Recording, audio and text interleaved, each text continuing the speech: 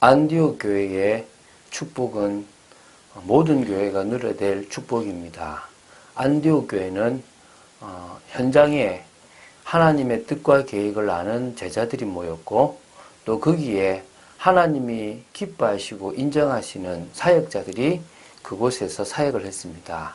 1년 동안 말씀에 집중하다 보니까 하나님이 기뻐하시는 그런 교회, 그리고 지역의 사람들로부터 유대교가 아닌 그리스도인이라는 새로운 어떤 인정을 받게 되는 그런 축복을 또 누리게 되었습니다. 얼마나 중요합니까? 우리도 현장에서 불신자들이 볼 때 다르다라고 인정받을 만큼 귀한 복음을 가지고 참언신하고 또 하나님의 역사를 현장에 증거하는 축복의 여러분 되시기를 주 예수 그리스도 이름으로 축원드립니다. 자, 안디옥 교회는요, 주의 손이 보였습니다. 주의 손이 그들과 함께 하였고요.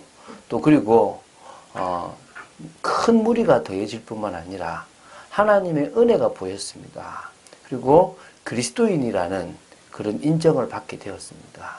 오늘은 이제 뭐냐면 그렇게 세워진 안디옥 교회가 1년간 말씀으로 확립되고 나니까 교회가 영적으로도 성장해서 부흥을 할 뿐만 아니라 육신적으로도 물질적으로도 응답을 받는 모습이 보입니다.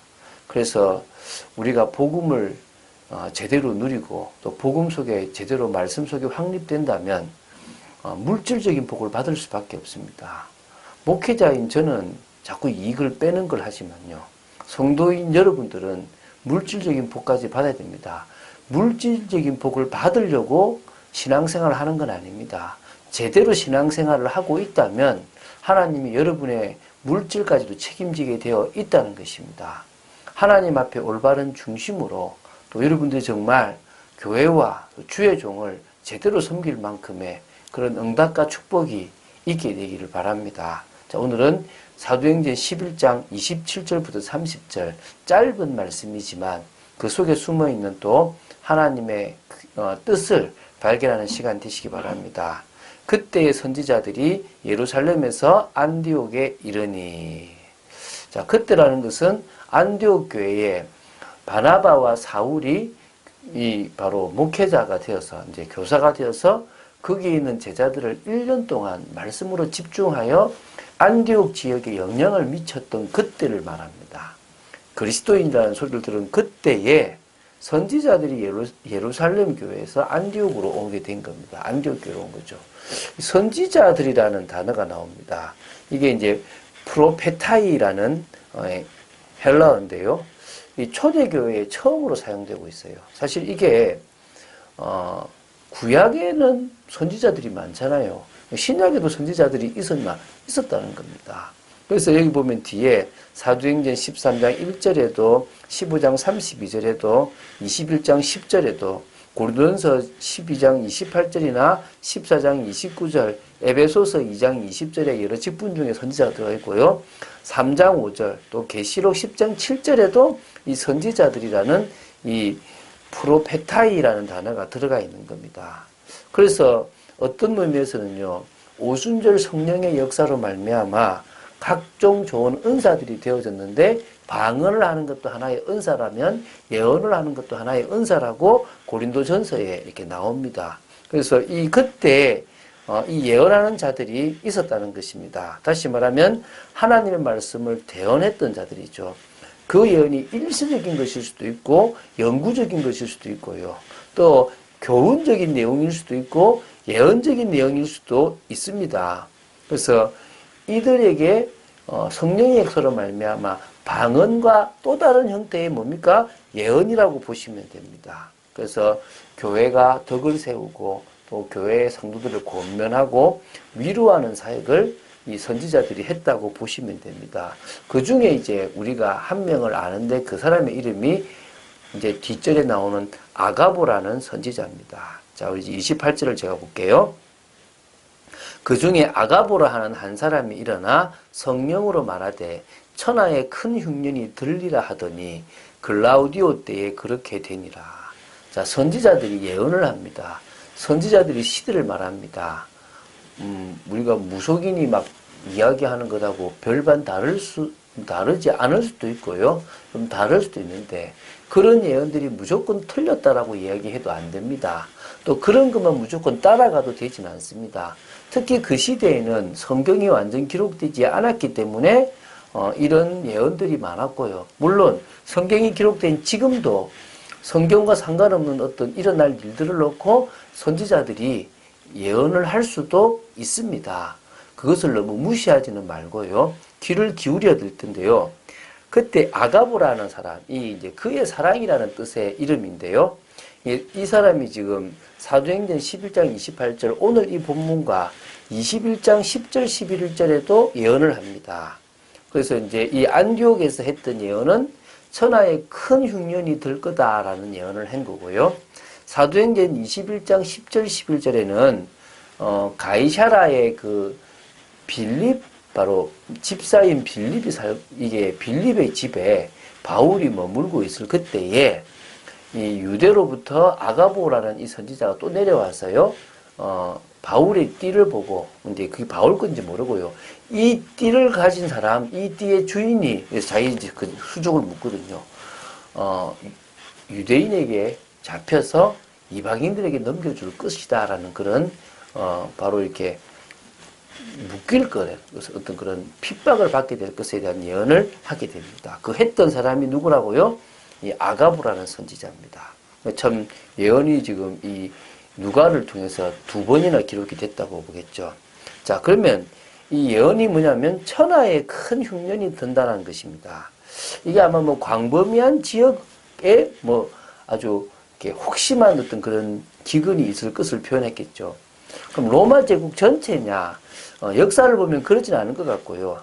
아마 팔레스타인을 중심으로 일어났던 기근이 아닐까라고 봅니다. 그래서 이제 팔레스타인이니까 수리아 안디옥에는 그 영향이 가지 않았기 때문에 그 교회가 도울 수 있었지 않았겠나라고 보고 있고요. 자, 이게 성취된 게 언제냐면 글라우디오 때라고 얘기를 합니다. 이 정확한 언제는 아니지만 글라우디오 때라는데요. 글라우디우스라는 시저가 이렇게 왕이 되었던 그 황제가 되었던 시기가 주후 41년에서부터 54년경입니다. 그때 많은 사람들이 로마 제국 곳곳에서 이렇게 산발적으로 기근이 심각했다라고 기록하고 있는데 아마 이 글라우디오 때라고 본다면 통치 4년이었던 주후 45년쯤에 팔레스타인에 대기근이 있었는데 아마 그 기근을 가리켜서 한 얘기가 아니겠나라고 이렇게 학자들은 보고 있습니다. 뭐 그냥 그 정도만 생각하시면 될 것 같고요. 자, 이제 그 다음에 볼 게 이제 29절 30절입니다. 제자들이 각각 그 힘대로 유대에 사는 형제들에게 부조를 보내기로 작정하고 이를 시행하여 바나바와 사울의 손으로 장로들에게 보내니라. 자, 지금 제자들이요. 각각 그 힘을 다해서 유대에 사는 형제들에게, 왜? 그리스도 안에서는 이방인이든 유대에 상관없이 다 한 형제이기 때문에 부조, 이렇게 필요한 자금을 지원하려고 이렇게 작정을 하고 합니다. 이런 부분이 어떤 마음인지는 로마서 15장 27절에 바울이 표현했던 표현해 보시면 돼요. 그때도 이 로마서 15장에 마게도냐와 아가야 사람들이 예루살렘 성도들을 위하여 물질적인 부분을 돕거든요. 그때 이런 말을 합니다.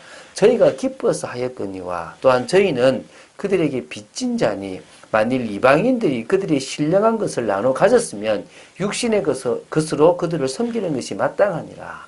그러니까 예루살렘 교회가 이 신령한 것을 이방인들에게 주었다면 이방인들은 육신적인 것을 가지고 섬기는 것도 마땅하다라고 하면서 이렇게 하거든요. 아마 그런 중심으로 이 안디옥 교회가 도우지 않았겠나 생각합니다.